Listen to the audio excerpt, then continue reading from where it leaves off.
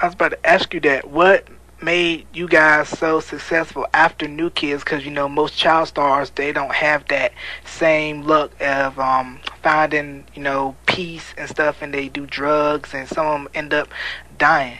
hmm I think family. All of us had good family roots and were brought up well, and we were also surrounded, at least like on the business side of things, we had good financial advisors, and I think aside from all of that, we were lucky too. We had a little luck involved. None of us got into drugs, and we always avoided that when we were out there on the road and partying and stuff. We would have our parties, but no one was doing any drugs.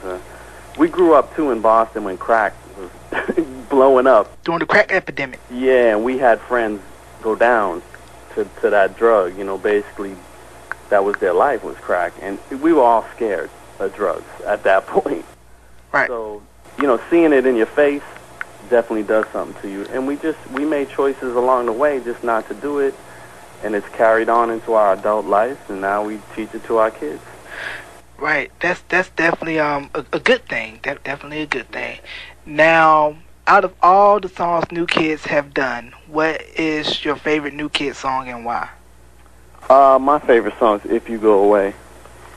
It's actually, it's on Face the Music, and it's actually a song that when I do my acoustic shows around the country, I incorporate that song in my live set.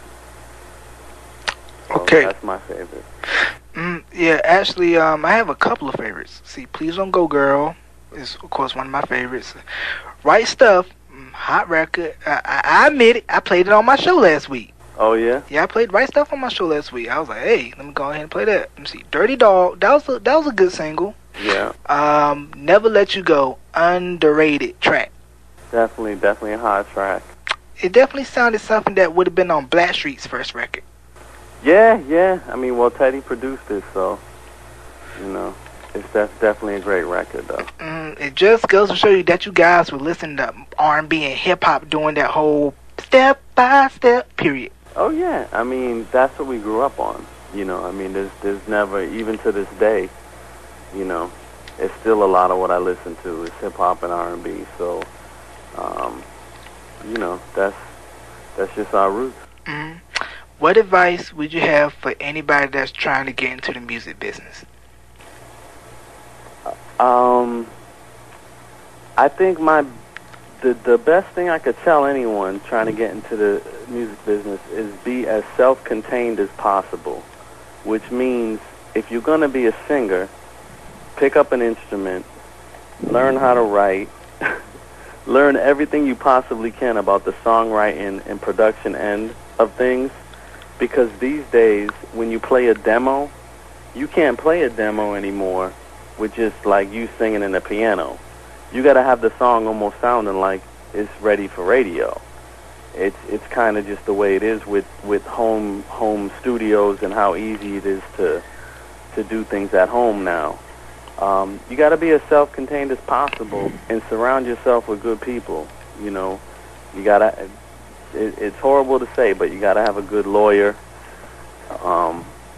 You gotta always be trying to connect with people Right. People within the business. Right. Now, the tag of being a teen idol, does that kind of like bother you? Like, I'm a teen idol. I had posters on walls and just about any and everything under the sun, and it's like I just want to be Danny Wood, and basically, some child stars, they like to escape their past, like Ricky Schroeder from Silver Spoons like to be called Rick. Joey Lawrence from Blossom like to be called Joe Lawrence. Was there ever a point where it's like, man, I just want to be just Danny Wood and not just known as Danny Wood from New Kids on the Block? That'll never happen, so I'm not even going to think that. I mean, that's just the way it is, and why am I going to complain about that? I was blessed. It was like getting a winning lottery ticket. Mm-hmm. You know what I mean? Like, I'm not going to complain about that, and none of us, no matter what we do and how successful we are in anything we do, is going to be known other than Danny Wood from New Kids on the Block, Joey McIntyre from New Kids on the Block, Donnie Wahlberg. You know, I mean, that's just, it was too big. Yeah, definitely. So for me, I embrace it, and the important thing is in my house, I'm dad, I'm pops. So right. that's really what's important in life. Right. To your kids, you're not the guy with the rat tail and with the doll and all that. You're just plain old dad, taking them to school, doing dad things. They don't even connect the two. They definitely don't connect me with New Kids on the Block. They connect me with being a songwriter and a musician. Mm-hmm. But they don't.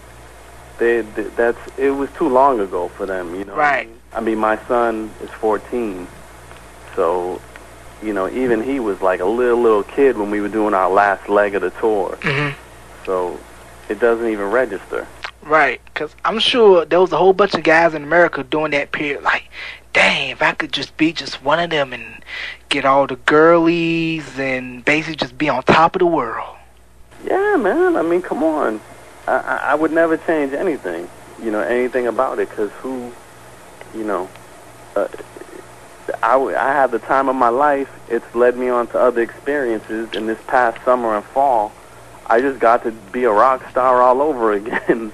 Over in England, so it's, you know, it's just incredible, you know, what being in the New Kids has you know, given me. Right, and by you doing your shows, you still have a lot of like old New Kids fans still bringing their memorabilia, like dolls and wearing the old tour T-shirts and all of that.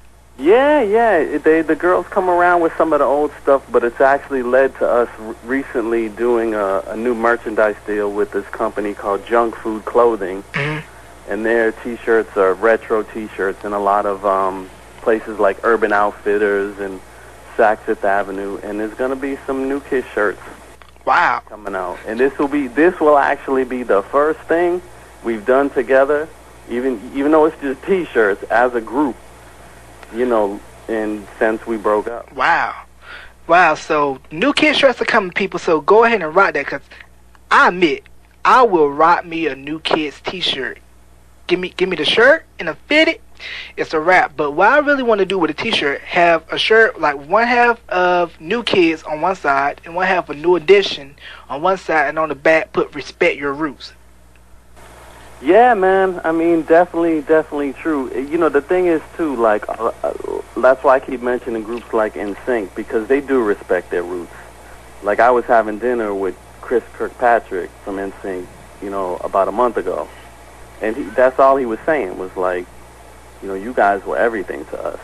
And that's what I would say about New Edition. And I think sometimes that's what, you know, these new artists and sometimes tend to forget. You know, there's so many groups that have paved the way for them that some of them remember, though. Some of them show a lot of respect for, you know, the groups that paved the way. But a lot of them, you know, just, it's all about, you know, what kind of car they're driving and how much bling they got and all that, and you know, there's much more important things than that. Right.